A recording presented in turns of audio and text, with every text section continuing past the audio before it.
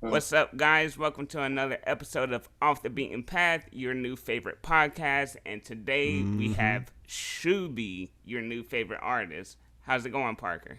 It's going great. It's a good day. Hell yeah, great day. I love that, man. So who exactly is Shoobie, and what do you guys do? Shoobie is a Wisconsin-based kind of just rock band to be general about it.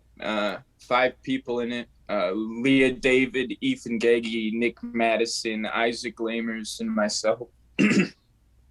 And yeah, no, we just tried to make music and art that is completely original from us, just kind of bouncing off of each other and really just trying to make something pure and true, not for any other reason than we just want to make like rad music, I guess. Fuck yeah, man. And when did you guys form, and like how do you guys know each other? um yeah, so that story is kind of crazy because everything, I've always been kind of like a isolated up until college, and I didn't have a lot of friends. And I went to college and I started becoming buddies with this band I saw, and they were the Present Age was the name, and I started writing songs and like putting them on Facebook and stuff, just kind of like mundane shit that like every kid does with an acoustic guitar, I guess. And they noticed, and they were my friends already, and they're like, "Hey, let's like start jamming some of these songs and like maybe record a couple." And we did, and then after that we played like a show, and I started like a venue with one of my friends. We just kind of took over his basement, and then that started to pop off. Like bigger bands started rolling through, and we're like, what the fuck's going on? Because people just wanted to play a show. But yeah, no, that helped a lot, and so that kind of brought people through, and then people started to get to know our band, and it was kind of getting cool.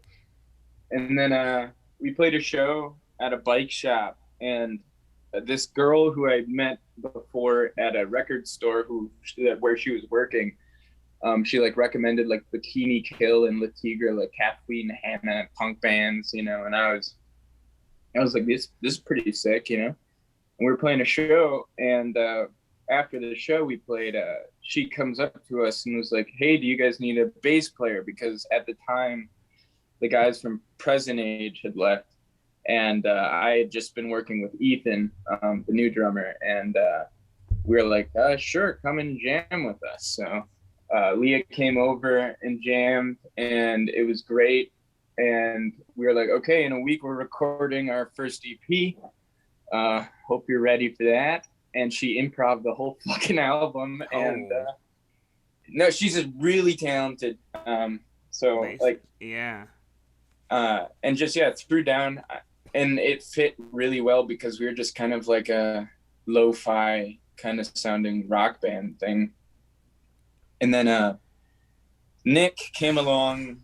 It's weird. We all met by happenstance. Like even the Ethan story was, I brought my drum set over to his house to jam with him one day, and then after that he asked me to move in, so I moved in, and then Shoobie kind of started to reform again. Nice.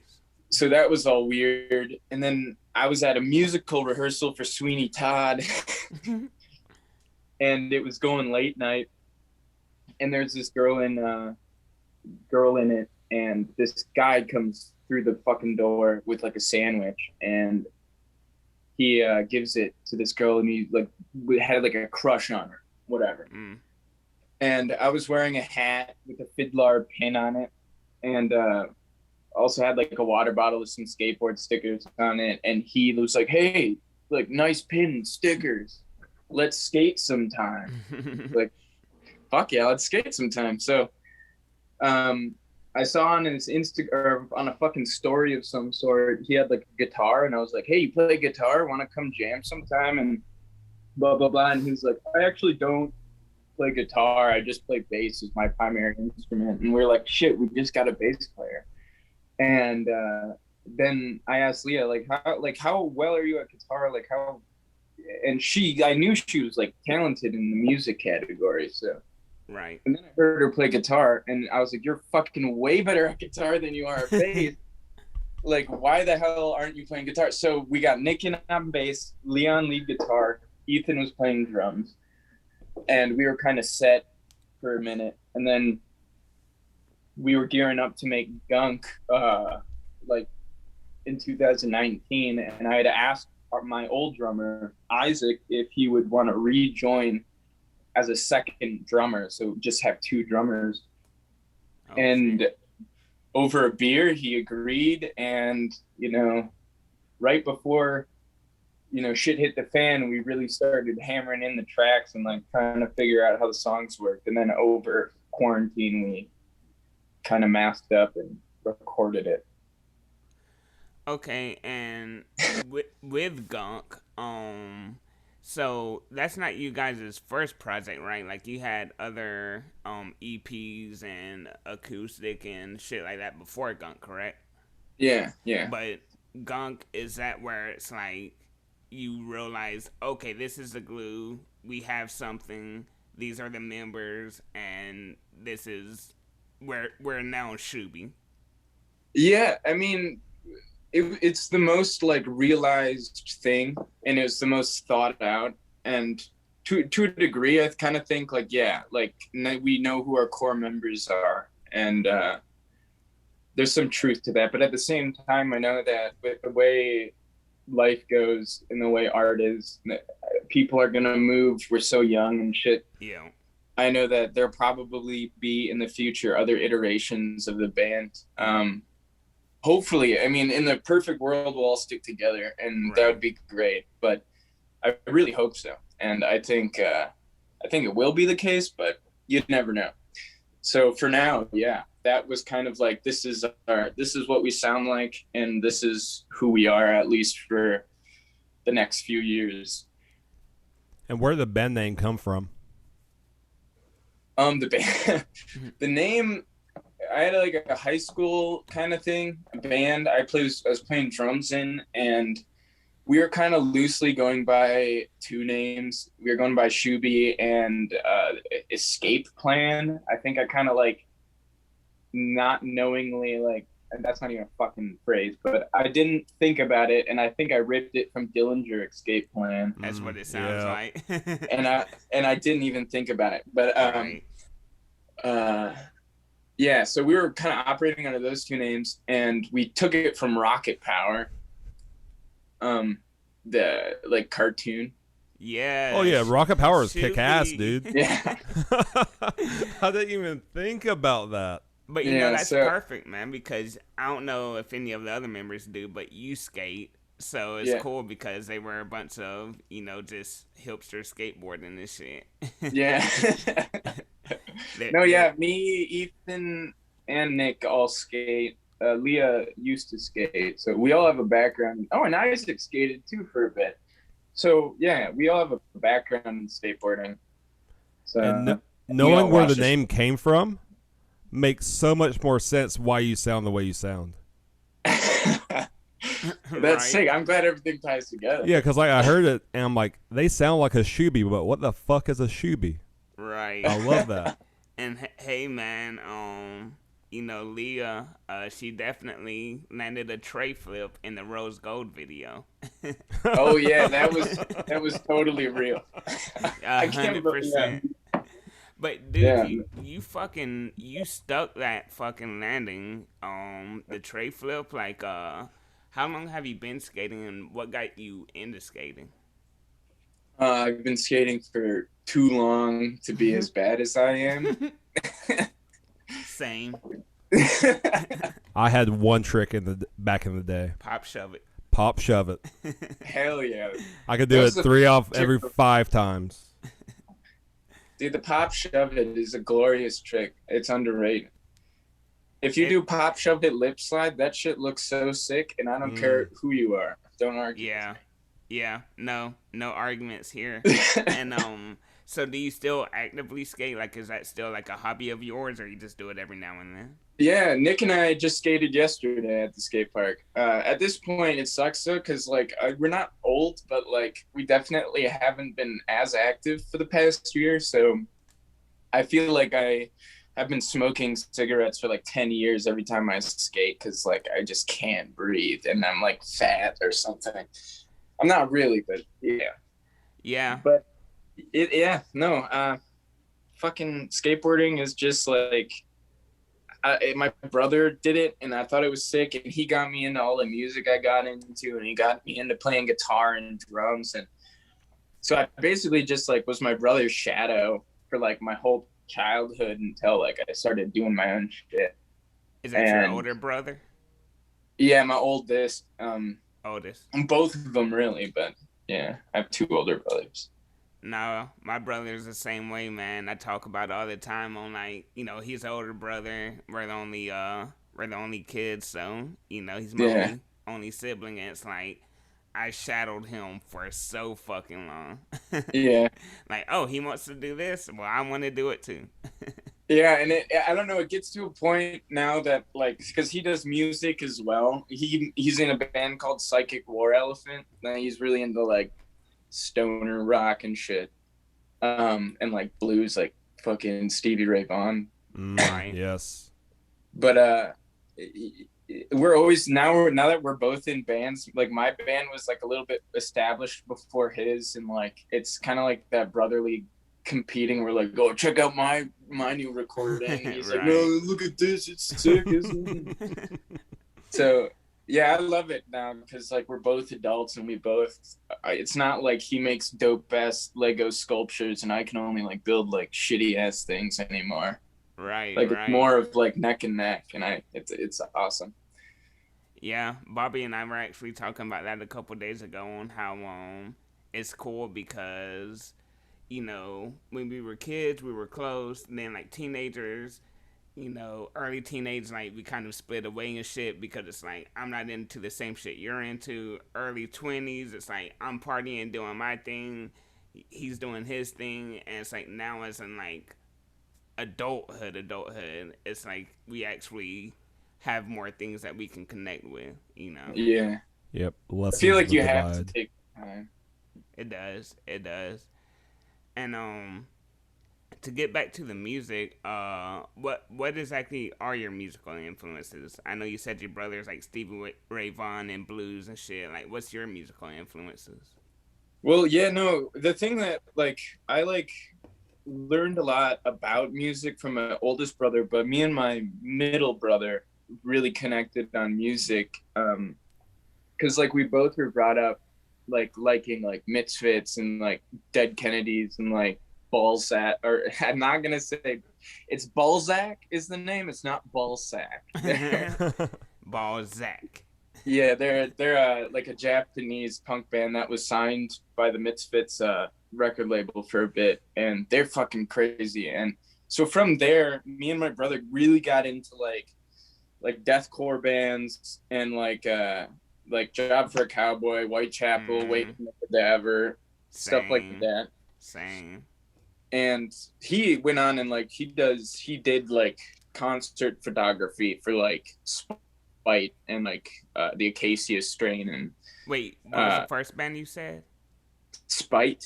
Oh shit, our band actually played with them probably 2017. Love them. Damn. Dude. Yeah, but nice. Yeah, no, they it was sick because I mean recently I got to go to a concert where he was shooting, and I got to watch Dying Fetus side stage. Me and Ethan, my drummer. Wow. And we're sitting there watching Dying Fetus, just mind blown. And we look to we look behind us, and it's Phil Bozeman from Whitechapel standing right next to us watching it. And we're like, what the fuck is happening right now, man? So yeah, so we started like listening to like deathcore and stuff, and I still love that shit to death, but I just don't listen to it nearly as much. But right now my influences are basically like like prog rock and like weird kraut rock stuff, and OC's J Retard, like just some punk. The Dead Milkmen are great too. Been listening to them a lot. Parquet Courts. I fucks with Parquet Courts. That's the only band that you've mentioned that I know. I fucks with them. But I'm definitely gonna have to go check out the other bands that you mentioned because Yeah, Hell I yeah. knew Yes out of all of that. Yeah, man. Yes is so sick. I have like, They are. I was just rearranging all my records and like, I have them all alphabetized now with like labels. I feel like such a dweeb, but I do the same shit. and I have so much Yes, but at the same time, I think I have more Rick Wakeman standalone records. It's just the keyboardist, Okay. and he has an album where he writes a song. I fucking wish I could just quick grab it, but he writes a song about all 9 wives of I think King Henry. It's so fucked up, but it's beautiful. It's That's great. crazy. That was wild. Yeah, I'm definitely gonna have to check that one out as well. You can't quote me on that either. Probably completely butchered what it's about. I'm not like super listening to that every day, but Right. it's Hey, cool. over time, meanings change, so that's a new meaning for today. There we go. Yeah, that's the COVID-19 interpretation of the song. Hell yeah. Yeah. Hell yeah. So, what was a local scene like in Oshkosh, Wisconsin before COVID? It was pretty good, I guess. It was kind of on the downslope. We had like the venue that we kind of started with our friend. We didn't start it. We were kind of like one of the first bands to start playing there, and like it was an idea me and my buddy had at the pizza place we were working at the time, and that ended. Like we had played the last show. It was on tour and we ended it there, and it was this big thing. And he even like painted over the logo. Puppy Palace was the name. He painted a tombstone and put like rest in peace and all that shit over the logo and everything. So it was like over and done with. And then we had another venue. Leah opened in her basement called the Litter Box. So that ran for a second and then closed down because COVID. And then she moved out. So there's not really places like house venues to play. There's still bars, but like we never really were a bar band. We're more of like we make a venue out of somebody's house. So yeah, it was really thriving for a while. I mean, we had bands like I don't even, there's nothing really too notable, I guess. I don't want to sound like everybody knows these guys, but yeah, no, we were just kind of, there's a lot of diverse bands and we were pulling a decent amount of people in the basements, and there's a decent community.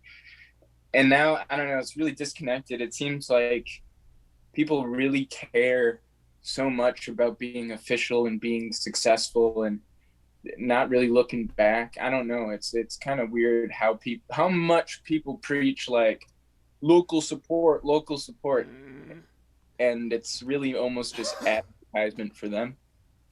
Yep. That's interesting. Yeah. And unfortunate, because it rings so true. And that's something in Georgia that hasn't ever really been big is house shows. Like if you play at a bar or an actual venue or whatever, then you might bring a good bit of people, but it's like when you actually do play a house show, that's when everyone shows up. Bring your own alcohol. Like, it's house shows are the best, but there never really was a huge scene for house shows in Georgia. But that's awesome that you guys actually fucking created your own venues and had your own little scene, from the roots. Like, you guys built the foundation. That sounds amazing. We had to, because it was ran by alehouse bands. Like, and I couldn't ever I would bring my shitty gear to like a venue or something, and immediately I'd be written off as some like junkie kid or whatever. Right. But it was weird, and you had to convince people, and it wasn't until like you played like a really loud ass punk show or something, and you had somebody there who saw it. They were like, "Oh, this band's kind of like awesome to watch," and like a lot of the bands that played in the basements with us, that's how it all like. It's like nobody would let them play because I don't know, they were young like kids, like with duct tape on their guitars. They weren't playing like Fender All-American Strats, with their dad band. So it was right. So now it's like cool. It's pretty legit. Like now the city like asked us to play like their like local, like Main Street Music Fest shit, and that stuff like feels really good to like be recognized by the city you're in, and not be like shunned or have the cops called on you fucking for playing in a basement. Nah, that's fucking awesome because I do remember playing the house show and the cops got called 4 times. So that's cool that Yeah. the city actually recognized that you guys are doing something good for the community, getting people together. There's no drama, and we're just people who want to make art and have other people enjoy it. So it's cool that the city actually recognized that shit. Yeah. No, I'm really grateful that we have kind of music city in a way. Like it really meant a lot too. But yeah, that shit sucks that it's kind of gone. But like I hope it's revived after all this shit passes. Yeah, whatever do you have a fucking normal is gonna be. yeah, new normal? I hate all these fucking cheesy ass phrases we've come up with. Due to COVID, new normal, social distancing. It's like, just stand the fuck back. Like, what the People hell is listen us to that more. social distancing? That's so weird. That's shit that should always be in place too. I don't get like why do Right? you gotta be so close to people? Yeah, breathing sure? on me all the time. Yeah. Right? So And yeah, there's some and in your area, is there also a thriving like visual art scene where people are doing like performance art or installation art or painting or drawing, anything like that? a little bit. I mean, it's so weird. It's like a mix between people who just don't give a shit and just want to make shit, and people who are so elitist about it. They won't let anything live that isn't like approved by their board of friends, and it's just like, it's odd. But yeah, there is a little bit of folks who like, if you go to the right places, you can find just like little groups of people who are making shit and putting it up on walls. But they don't, in the city, they don't let anybody paint murals. You can't like do wall shit, or else you're like in big trouble because they're trying to preserve the historical value of Oshkosh, which is, I guess, all right. But you can only do like vinyl wrap on the side of buildings that can be taken down, and it's weird. It's weird because it's like they want it, but they don't want there to be a thriving art scene. It's like it's supported but not. So And is that painting behind you, with the house and the sky? Is that something that you did? yeah, actually, I'm both of working them. on it for a friend. I've been just giving paintings to people because I'm pretty new to it yet. So to Yeah, grow let us see kind it. of interest here, let me bring it closer. Yeah, let us see it. That was really cool. Yeah, I don't know. I'm starting working with this like, I want to call it the heavenly wrecking ball, because it's just a gold fucking thing coming out of the sky and destroying stuff. So yeah, no, I'm making it for a friend. It's like he asked me, is like making me something that just reminds me of you, or like of me, kind of like an us thing, because I used to live with him. So like we always had a rad time and kind of moved house from house in college, just kind of fucking it up, And so that's kind of the metaphor there. And yeah. Yeah, what's that other one? Oh, the other one, like Yeah. which? The one to the. Oh, we There's can go. that. Oh shit, that's gangster. I love that. That's the big mind blow I just finished for a friend today. And then the big one, the guy who we started the venue with, Anthony, he's a big painter. He's kind of got me into it a lot, and he built this giant 6'5" canvas. Damn. So I'm trying to fill it up. Man, with that's any top. paint that's left. But That's taller than Bobby. He's 6'3". Yeah, that's fucking wild. Yeah.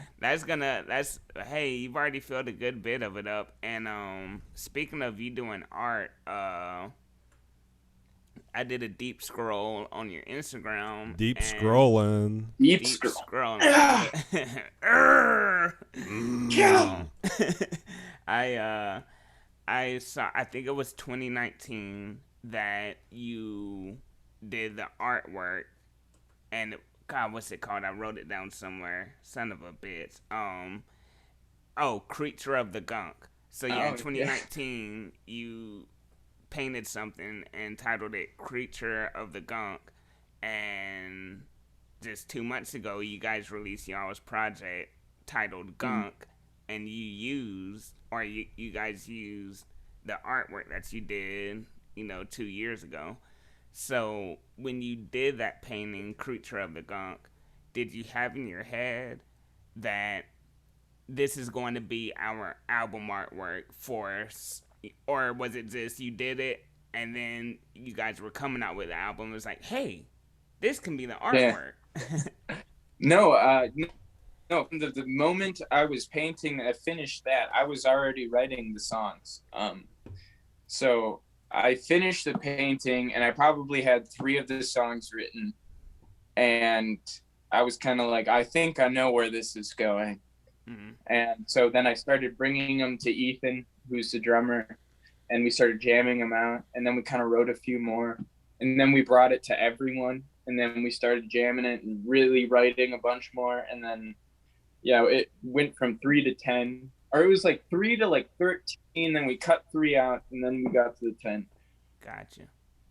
And yeah, no, it's been a fucking process. It kind of took a long time, but yeah, that's what I guess that's why I say it's like one of the most thought out, because it like all started at the same time, and like the painting was kind of happening, and I was in the mindset, I guess, and then the songs came out. So yeah, Hey, man. no, it's all connected. And what's the relationship between your art, your visual art, and your musical art? I guess with at least with Gunk, it was just kind of illustrating what I was writing about. It was more so a concept album, because it was just talking about like this embodiment of evil and it fighting like humanity, but it desperately wants to be human, but it can't be. So it out of anger, it destroys what it wants to be. And I don't know. I guess I grew up being picked on a lot, and I think that's what kind of it boils down to is, just like why people are so mean to people, and why cruelty is such like a terrible disease. And it doesn't take too much just to kind of avoid being an asshole. And so it was just kind of a sci-fi embodiment of that, and just like people fighting this awfulness, but it's never going to go away, and you can't kill it. So yeah, it's kind of almost sad, but now it's different. I know I'm writing totally different stuff, a little bit happier with like some keys and stuff, but it's still going to be like same old Shoobie, but maybe just some more instruments. But everything's brighter now in the paintings as well. So I think it really just helps me further figure out where I am in a certain point in time, because it paints the picture that's in my head, and it helps me write songs because I just better understand who I am at that point in time. Well, hey, man, the Gunk is real. You can't kill it. Cruelty's out there. Evil is out there. But guess what? Those same people that picked on you, they probably ain't doing shit with their lives right now. And look at you. Yeah, no. But the main thing with that is, I don't know. And then the point of, because I love that idea, but I also dislike the idea that some people have drastically affected the way I am, my emotions and shit, and how I treat people and how I think about things. and I have to live with it every day. I think about the shit they did to me. Right. And I guarantee if you brought it up to them today, they'd be like, what? I didn't do that. Yeah, Or they don't even they don't remember shit. But it's lifelong affection. Or not affection, but it affects me for my whole life, which is, you know, Right. it makes me who I am, and it fuels a lot of my creativity. But yeah, it pisses me off to a point. Yeah. Yeah. I can only imagine, man, because I know I got bullied a little bit, you know, while I was in school as well. And I definitely understand it because it's like it's something that okay, I'm actually gonna go from the reverse. I was a bully one time, and I wasn't really a bully, but I called out this girl. She was a new girl in school. It was like 7th grade.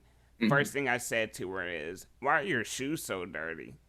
I don't remember saying that, dude. It was the 7th grade, but like 7 or 8 years ago, I meet up with this girl, the same girl. I didn't meet up with her, but I saw her at a bar, and we start talking. We're like, oh, "Yeah, I remember from middle school, blah blah." And then she was like, "Do you remember the first thing that you said to me was, 'Why are your shoes so dirty?'" And I was like, "Now that you bring it up, I kind of remember it, but not really, you know." But that's something that stuck with her, and it was Yeah. something that I had completely forgotten about. So Yeah, and it's not about, and I think the big thing is like I'm sure these people don't remember and they don't even think about it at all. But like if it's brought up, I'd like to hope that they'd apologize. And likewise for me, like if I ever did anything to people to make, which I mean I probably have, I don't remember anything vividly like anybody else, you know. So if I was that way to somebody, I would deeply apologize because I know how much it fucks me up sometimes. So. exactly. But yeah, no, that's mainly like the shit that I was trying to talk about in that was like we're trying to kill it, we can't, but we have to live with it, and it's just better if we, you know, and even talking to you and knowing that other people go through that shit, and it's, you know, you don't hear about it as much, I guess. Yeah. It's a weird thing. And people like don't talk about like, oh, I was bullied in school. Right. Yeah, for sure. Yeah, I even got that shit when I was younger because I grew up pretty quick, like far as like height and weight. So I towered over people, and I could use that to like ward off any bullying. But when we were all like the same size, man, I was big head Bobby. I had bigger feet, so they talked about how I was clunky and clumsy and bullshit like that. And they probably don't remember it, but I'm sure that informs some of my hang-ups and where I get stuck and where life becomes difficult because that shit just stacks up. It reinforces all your insecurities. Yeah, especially when they make personal jokes like that. Yeah, they stick with you. Yeah. But one thing you were talking about was how you personify those emotions in a sci-fi kind of wrap-up, which is really cool. Because like I think this kind of surfer, psychedelic, stoner rock vibe that I get from listening to Shoobie, I think that's really good for like that type of movie platform too. Like I love when I hear that kind of soundtrack. It's cool. Yeah, I always thought it would be rad to have like I don't know, like you could have like punk bands filming like battle scenes. Like imagine if like a Star Wars space scene was backed by like some rad Dead Kennedy song or For sure. some fast ass like Fugazi or something. Like it'd just be insane. It'd be the coolest shit to watch. And like we see people like YouTubers do that shit from time to time. They'll mash stuff up, and you're like, dude, that should have been the original. Yeah, hell yeah. Yeah, man. And let's go with the acoustic album because honestly, like I fucks with everything else, but and it's not even the album; it's an EP. But that's probably my favorite, you know. Because, oh, really? Yes, it's hard for me to say it's my favorite, but it's definitely up there, like top 1 or 2 of you guys' projects because I love raw, uncut, just fucking. This is it, you know. Just everything is stripped down. So, do you guys like, or you personally? 2 questions. You personally, do you ever just play straight acoustic sets with yourself? And also in Shoobie, do you guys incorporate, any acoustic songs in your sets?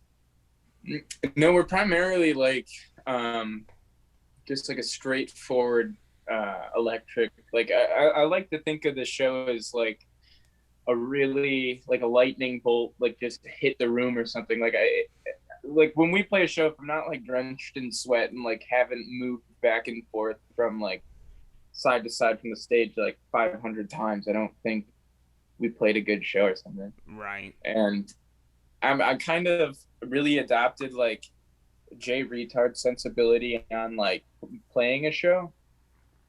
He's like, I just want to fill every minute with our music and our content and just get it out there like a cannon blast.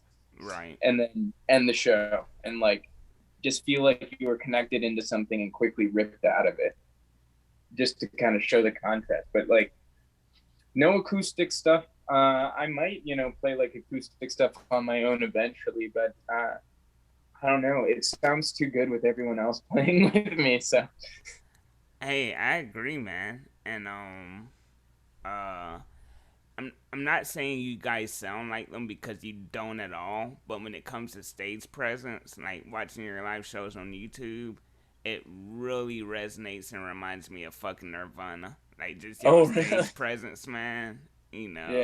Yeah. So that's sick. I'm huge on stage presence, man. And when I watch a couple of your all's live videos, I'm like, damn, the energy. Like, it's like you can watch a comedy show, at home, and it's like, oh, that was funny. But when you're actually live, you're dying laughing, Yeah. And that's kind of the same thing I got was watching you guys' live show. I'm like, I can feel the energy, but I bet if I was in that room, I would be losing my fucking mind. Yeah, man. Like, I remember the second show we played at the Puppy Palace. It was up in their living room. And the whole night was kind of in and out. People are kind of dodgy. It didn't seem weird. And then the band before us played, it started to pack up a bit more. And we're like, okay, what the fuck? And then we played. And then I looked out and like the whole hallway and everything was like packed. And I was just like, it was a small living room. So it wasn't more than like maybe 30 people. But it just felt so full. And with my kind of, like I've said before, like my background in theater, I saw that and I was like, I need to put on just a fucking crazy show. I need to be, and I was a bit drunk, and right. other things. And I was like, I gotta let loose. And I did. And since then I've always been like, we have to give like 110% when we're up there, even if there's fucking 2 people playing pinball, Right. We did that in Iowa City. We played a bar and 2 fuckers were playing pinball. And they were the only people in the bar. And we were like, okay, what the fuck? We'll just play a hard ass show then. Yeah. So we started practicing essentially, but putting together a show and just playing things fast and headbanging and bumping into each other. And by the end of it, we had both the fuckers that were playing pinball with PBRs standing against a pillar watching the show, and we were like, we did it. You fucking won. Fuck yeah, man. Yeah. Yeah. So. And that's the thing, fucking one is like you always hear play as hard as you would in front of 500 people or in front of 2 people as you would, if it was 500 people. Mm-hmm. And yeah, that definitely rings true, but also, 30 people in a living room, 30 people in a big ass venue, it's like, damn, no one's here. But 30 people in the living room, it's like that shit's jam packed, Yeah, that's what I mean. Like we had people in the kitchen, in the hallway, in the mud room. It was sick, To fill houses. That's why I like houses the most. Yep. Same. Yeah, because it's mad energy. Yeah. It's both intimate and big at the same time. Yeah, hell yeah. Yeah, because in a bar, like, you don't get the big feeling when it's like a 30-person showing. It's like, oh, this is a small, intimate night, but the energy's not there. But in a living room, it's like, oh, it's a small, intimate night, but everybody's going balls to the wall. Exactly. Yeah. Exactly. And that's the thing too, like with Wisconsin and like Midwest, you always hear about like Midwest emo and like fuckers with like acoustic guitars, which is fine, like, and great, and I like the music, but like when we play in contrast to like a soft emo set, it's like it's funny, especially in a living room. Yeah. Yeah, and you learn something new every day, and I actually learned yesterday that emo does not stand for emotional. It stands for eat me out. Oh, Yeah. Oh, Yep. I did not know that. Yep, you learn damn. something new every day, so. I didn't know they had little What periods. is your Google search history that you found that out though? Instagram. Oh, okay. An All right. Instagram meme. All right, man. So let's go back a little bit. And what's y'all's actual writing process? Like, do you guys just jam at practice, or do you bring something to them? Like, how's y'all's writing process? It's a little bit of just kind of spontaneity, and usually in the past projects before Gunk, it was I had written every song, rhythm, guitar, and lyrics, and then I'd bring it to Ethan, and then we'd form a more solid structure and tempo, and then Leah would hop in and just kind of throw stuff over top. Right. And now it's completely evolved into like, right now I write a few songs, I bring it to everybody, we jam them, it's good and fine, and then somebody will play something, and then it'll be like, hey, that's pretty good, so then we'll just go off of that. And that happened a couple times in Gunk. Like Endless Jaunt was just a bass riff Nick came up with, and we were like, let's just write like a funk song kind of over top of it, and it fucking I love it. Hell yeah, man. Yeah, I mean, it all meshes together very well. Like, you guys have a legit sound, you know. Thank you. Definitely, man, definitely. And I know you spoke about, Gunk drawing inspiration from, your childhood experiences and how it sculpted you into the adult that you are today. But what are other inspirations when you sit down to write lyrics? What are your other inspirations you draw from? Really, like, I guess in the past it was like relationship that I was in, currently still in, I guess, and that kind of fueled a bit of the writing. And then this time, it fueled, like my just thinking about my life and having the time to, and then also tapping into like the albums I was listening to. I was listening to like a lot of like Yes, and I was listening to Damaged Bug, which is like a electronic kind of thing that like is pretty sci-fi, and some like Jean-Luc Ponty, which is he plays an electric violin. He's some French fucker, and he made this album called Cosmic Messenger, and it's pretty insane. So just a lot of like weird spacey stuff, and I was like, how can I still make an album that's me and our band, that kind of touches on these little things and has like kind of a cool background to it. But yeah, now it's just kind of just trying to reflect on everyday things, and just trying to capture time, kind of like a little journal, I guess. So I know a lot of musicians, especially ones that are vocalists, say that music is their therapy. And I feel the same way, like not only listening to music but also writing music, it's my therapy. But are you actually in therapy, or have you ever been in therapy? I'm not currently in therapy. I should be. I was for a moment, and it was really beneficial. And then, I stopped going. I kind of a sucker of the whole depression thing is you lose motivation. So I just didn't want to go anymore.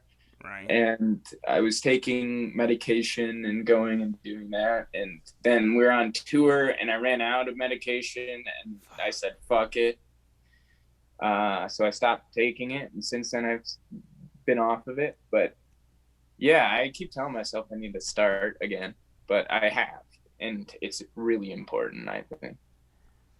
Yeah. And one thing I found during the height of quarantine, dealing with my own depression, I went to therapy and I used an app called BetterHelp, and it's all just right there for my phone. And they have different packages where you can pay monthly. You can pay for like a single session. You can pay for a quarter, half a year, and a full year. So depending on your budget points, you have different packages you can buy. Yeah, I'll have to. I know I've heard BetterHelp before, but yeah, I don't know. And that's another part of it is like I haven't in so long, and I'm so ill motivated to do it. But I know it's like such a necessary thing. But yeah, no, it's a fucking battle. Oh, for sure. And one question I have, like on the emotional front, like we know the emotions that you put into your music, and it's kind of releasing stuff off your chest. Mm-hmm. If your listeners could, if you could elicit like one emotion in your listeners, what would that emotion be? Kind of like, in a way, it's almost like perseverance and hope in a way that other people are out there, that are being treated the same way or are going through something similar, and like to keep fucking going. Cause I don't know, like, and dealing with like that side of things and like feeling the way you feel when you're depressed or something. It's a lot of time.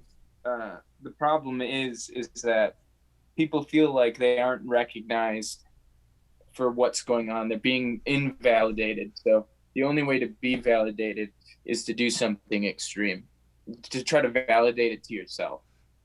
I don't know if I'm really saying it right, but it makes sense. I think people need to recognize other people's feelings more and stop thinking so much about themselves. And if you make a joke, like to put it simply, if you make a joke on somebody and you think your intentions are fine, and they might sound completely fine to everyone else in the fucking world.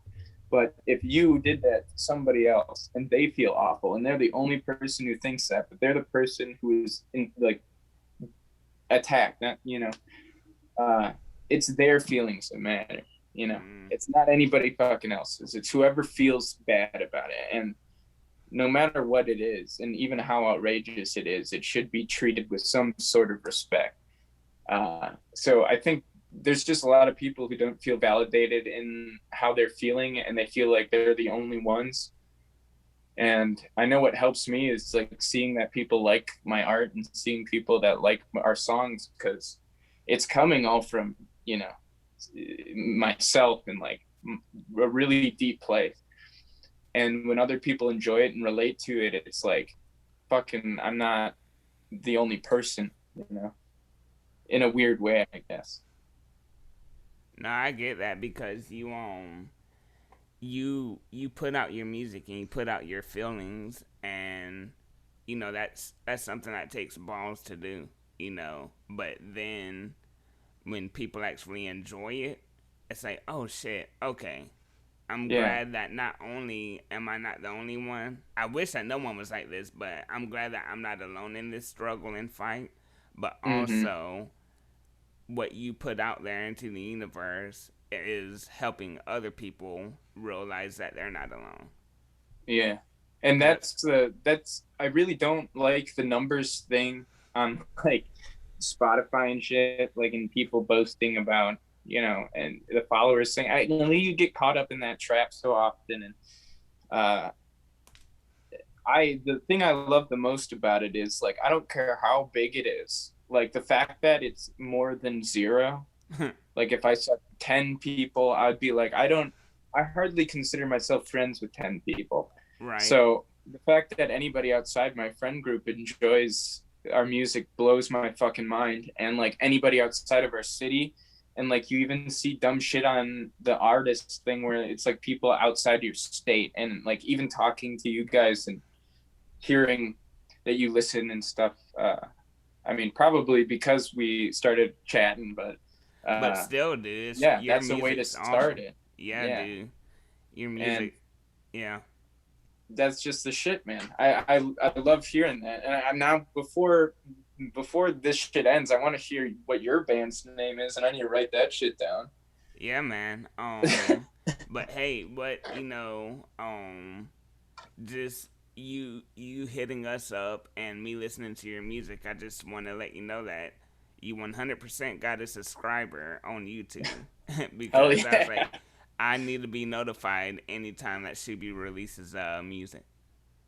Hell yeah. No, Yeah, and if I could direct a little bit, I guess towards, I don't know if we want to jump to that right now, but let's go um, anywhere you want to go. I was gonna say probably give a subscribe to Abe Puppy is his name on YouTube. He's gonna be putting out that a live video for Let's us. let's let's speak about that because before we started recording, you mentioned it. So Mm-hmm. you guys actually filmed a live stream recording. You know, I don't think you said when it will be released, but what does it contain? Is it like songs off of Gunk or? Yeah, it's most of Gunk.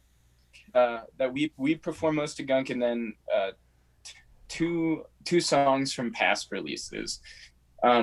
We all will be making cassette as well, and I think that might have a little bit more because we filmed a bit, and then there's a bit of audio that we had to cut. So there's some audio that I kind of want to get on the cassette. We did a really funny cover of the Sweater song by Weezer, but I did like Nice. gutturals. Nice. Fuck yeah, man. So I hope that makes it on the cassette. But yeah, no, it's us, and then Posthuma plays their set, and they're kind of like this. And what I really love about them is that growing up and liking deathcore and liking screamo, they kind of brought it into a mature place, like a place that kind of grew. Like obviously they like metalcore and like screamo and deathcore and shit as well, but now it's like in a kind of a palatable 2021 package, Hell yeah, man. And do you mind spelling their name? Yeah, it's I'm gonna have to look at it, but it's POSTHUMA.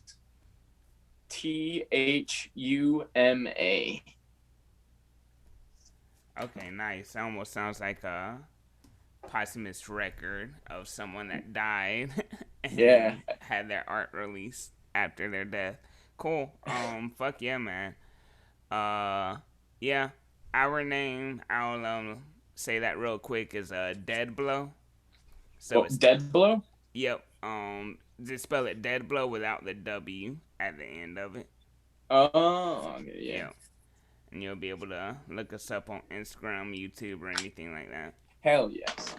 Yeah, man. And I'm only expecting, because we had the kind of same musical taste growing up, that it's gonna be fucking rad. So it is really good. I appreciate it. Yes, it's metalcore, so hell yeah. Yeah. Hopefully, it doesn't sound too generic.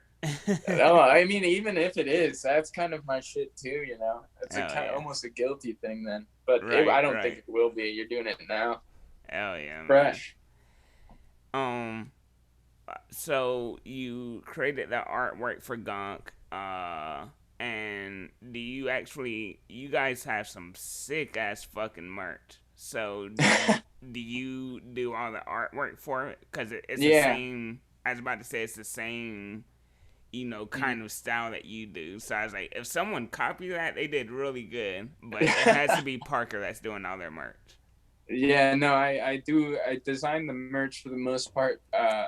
There's one time, was it one time? I think it was only one time where we kind of shopped it out to another thing. It was like this merch now bullshit that like said they were going to sell our shirts and like give us money for it. But they didn't. It was a scam. But they still sent out the shirts, which I guess it wasn't a scam, but they never paid us our portion of it. So So don't do that merch now shit if that's even still a company. But it might not. Is it? It might not be merch now. It was some. Don't do fucking. If anybody offers to, take care of everything for you, the art design, and just, it's too good to be true. Don't do it. Right. Oh yeah. Get a life But lesson. yeah, no. Everything. I try to do only one run of each thing, so it only exists once, kind of a thing. Nice. Kind of sucks as far as cost though, because most screen printing places are like, we'll keep your screen for 2 years if you want to repress, and I'm just like, I don't want to. Yep. Yeah, that setup fee is a motherfucker. Yeah, so I have to pay for the setup fee every time. I do it for the fans. Nope, we're giving you guys limited edition, and once all 50 of them are sold, that's the only 50 that's in the universe. Exactly. Oh yeah, man. And what size of shirt do you always end up with last, like a whole bulk of it? Smalls just never get bought up. They don't. I think people like a baggy shirt. Yeah. So, well, if you were selling these same shirts back in 2005, all the smalls would be the first ones to go, because everyone's wearing fucking tight shirts and girl jeans. So yeah, you gotta cut V-necks that like go down past your nipples too. Yep. So, show off that chest piece, that the only tattoo you have. Right. Yeah, I think for us it was always like mediums. Like I feel like the smalls got ate up real quick, and then you have like heavier people that would normally like wear a X or a 2X or wearing larges. But the mediums were like, oh, I'm not medium. I'm either a small or I'm large. Like nobody wants to be. Pretty Big much. jump. Pretty much. No. Yeah. I mean, right now, I think with the shirts we have, we only have small and mediums, and they run small. So basically, like small and extra small. Yeah, I had dude friends that would buy youth large for females. Like super tight, like painted on. That would be Sully, by the way. Yep. He definitely. Yeah, and he wore like I think either 0 or 00 jeans when I first met him.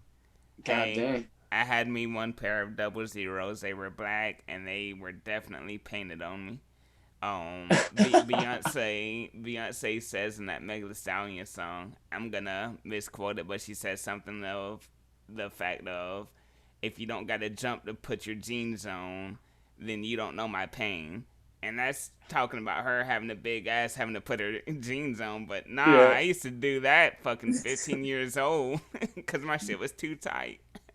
Dude, you had a dump truck. You don't be humble. That's it. Nah, there's no dump truck behind me, man. It's just these jeans are too fucking tight. Yeah, I remember wearing fucking skinny, getting called the fucking girl and stuff. Like, what is that supposed to hurt my feeling? Right? Like, why? Like, I don't know. I think it's pretty ballsy to wear skinny jeans, and I knew it when I put them on. Yep. And then these same fuckers who are making fun of me are wearing shirts from Hollister that says like only men wear pink, and it's like what? It's like the same shit. Yes, that's too funny. Yep. They pick and choose. We cherry pick as humans. That's what we do. Exactly. We They'll do cherry something that's like feminine and like it's actually manly because I'm doing it. But like when other people do something feminine, it's like fuck you. Yeah, and look, man, the tides have changed because I got my number one comeback was they would say, "Bruh, how the hell do your balls even fit in there, man? Those jeans are way too tight." I was like, "Yeah, they're probably your girlfriend's." You know, that was my number one comeback all the time. But what's funny is, though people aren't wearing girl jeans today, but it's like I was wearing tight jeans back in 2006, 2007. And the same people that were making fun of me, they're wearing skinny jeans now. Yeah, you know? Exactly. Because of Weezy. Weezy. Lil Wayne. Young Money, man. Young Money. I have a few more questions, man. One of them. Let's rip. Yeah, where do you guys get your video ideas from? Because you don't do like a normal, for most of them, you don't do a normal, we're playing music, you're singing the lyrics. It's more of just the song's playing and you're fucking taking apart a hard drive, or you're fucking taking a firecracker to a toy car. Like, it's Hell not yeah. like, hey, these are lyrics I'm singing. Like, where do you guys get your video ideas from?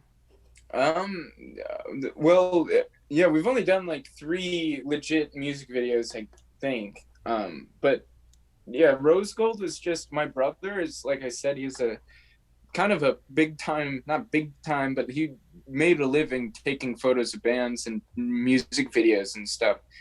And I just asked him, I'm like, hey, you want to come over and bring your camera and we can film a video real quick? So we just went outside and just thought of scenarios and just kind of improv a video for Rose Gold.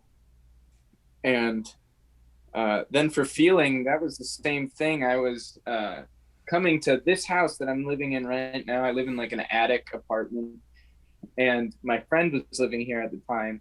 And he was sitting at the table, and I go up to him and I'm like, I'm about to go to class at college because we live right on campus. Right. And we're just chatting about a music video, and we get going. The same guy we started that venue with, and we just get going on this idea that I was going to like build like a machine to teleport me to where he is, so I could try to kill him. And so we started filming it, and we filmed it in this fucking crawl space. You know what? Just because it's a video, we'll show where it was filmed. Let's see it. This is. Should I do anything? No. Okay, so this is my. Oh shit. It's okay. We're good. All right. So this is my living room. As you can see, I'm 6'5", so I have to crouch everywhere. Oh damn. Oh shit. 6'5". See, I thought it was just perspective. I thought that was tall as fuck. No, man. Yeah, it's a struggle. When I heard you're 6'3", I felt an instant connection. But any fucking way, I have to move the table. This is super. This is the little doorway, and in here is this dark fucking room. I don't even know if there's a light. Dude, I have a Coleman lantern just sitting right here, perfect for this occasion. All right, so this is this kind of. Can you even see it? Yeah, it's really shitty. It's just a crawl space. This is where we filmed that Feeling video. That's crazy. Wow. Hell yeah. So we spent like 3 hours in there, and we came up with this idea. And then after that, yeah, we posted it, and I was pretty proud of it. That sounds That's really fucking cool. awesome, man. Hell yeah. Yeah, it's just like, basically for us, it's like, we like old weird movies, and I don't know, I act, so I just like doing shit that's off the cuff and fun. Hell yeah, Don't man. doing the music and like playing, because that's come to the live show then. Right. And you know, you've spoke about it a couple times during the episode, and we also spoke about it a little more in depth before we started recording. When did you get into theater, and how long did you actually do theater for? I've been doing it since I was in high school. I had acted in things before, like 4th grade plays of like the Christmas Carol, and I was in a high school Fiddler on the Roof production, but I just played like a little boy who didn't say anything. So I was always kind of like doing some things. My brother was in musicals, and I got to high school and I had a speech class, and I had to do a performance piece, and I just kind of had fun with it, and I just went for it. And the teacher was like, oh, you got to do forensics and shit. So I was like, okay, I'll do forensics. And so I did forensics, I did debate, and we went like kind of unofficially went to the nationals because there was hardly anybody to compete against. So we went to nationals in debate, and then the next year I did a performance piece, and I went to nationals again, but this time on my own like skill. And I was like, holy shit, like I might be pretty good at this, or I have just a knack for it. And so I started doing plays, and I've just always had a really fun time with it, and performing and being somebody else, and like diving into characters. And I don't know, just reading stories. It's fun. And I did it all throughout college, graduated with a degree in theater, acting. Wow. And so, yeah, performance is just kind of like the one thing that I like always love to do. No, man, that's awesome because, like, I feel like we all try to find an escape from life, from the Mhm. reality of life. And a lot of times as humans, we do it in unhealthy ways. So it's cool that, that was, at least for the time being, your healthy way of escaping from the realities of life. Yeah, Yeah, man. definitely. I mean, I probably didn't even think it when I started doing it, but And um, it makes sense looking back on it. mhm. You're like, damn, yeah. Yeah, All right. definitely. Yeah, man. I just got a couple more questions. When did you guys actually sign to Strawberry Cat Records, and what role do they play? In you guys' progression. Well, realistic, yeah. So Leah, that's Leah's record label. So Oh, she, okay. so we kind of like formed it as we were going. She kind of already had it started, but it wasn't until we started kind of really playing around did it really kind of bulk up. But yeah, it just simply helps us connect with people, other artists, and we make our cassettes and our print our artwork and everything homemade. Um, make our stickers, make our pins, and for a minute we were making our shirts. At the start of it, I was doing block prints of our shirts and just doing merch on our own. But now we've obviously gone to printing presses and shit. Right, But right. really just making physical stuff and helping connect and move, around. Oh yeah, man. Shout out to Leah. Shout out to Strawberry Cat Records. And I guess my last thing is my favorite song of you guys is actually a song that we've mentioned a couple times as well. Is Rose Gold. Oh yeah. Dude, fucking love it. So I know it's hard for an artist to pick out what their favorite song is, but a little bit easier is, what's your favorite song to play live? Oh. It's probably a tie now between two Gunk songs. It's Not a Dream and Ground Dweller. Both have just like really fun guitar parts, Right. and they're not like technical or crazy, but they're just fun as hell to play. So that's why I like them. And the lyrics are fun to just scream. Hell yeah, man. Well, hey. And I have Um. one final question. I just want you to say A or B and give no explanation. All right. Do you prefer zombies who are fast and intelligent or slow and stupid? I can't. Can I not ask anything? Nope. Fucking. Because in different contexts, I have a different answer. But I will say A. Because A. more times than not, I prefer that in the movie video game. Those are the fucking scary ones, bro. Because like you can't get away. It's like Yeah. Michael Myers, but it's undead. But that's what makes it. Have you seen Train to Busan, or am I even saying that right? Not sure because I haven't seen it. I think I've seen the title on one of the streaming services, but I've never watched it. Yeah, it's like I think it's a South Korean zombie movie. The zombies are just like crazy like that. And then we just watched a movie. It was called Versus from like 1990, and it was like a Japanese zombie movie, and the zombies were holding guns and shit and swords. Oh my god! And Yeah, those are ones that freak me out. Yeah, those are sick. I Yeah, love it's like AI meets zombie. I'm scared of both. Bring them on. Give me a katana. No, I want the slow, dumb ones because I can just get on like a high building and just be like, Yeah. if I can grow food up here, I can live up here. Yeah, logically, in real life, slow down.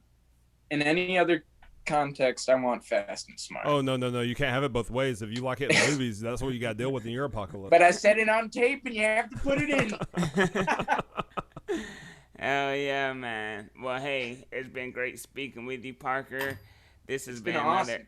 Yes, this is another episode of Off the Beaten Path podcast. Your new And favorite stay podcast. black. and I hope that you guys don't be whack.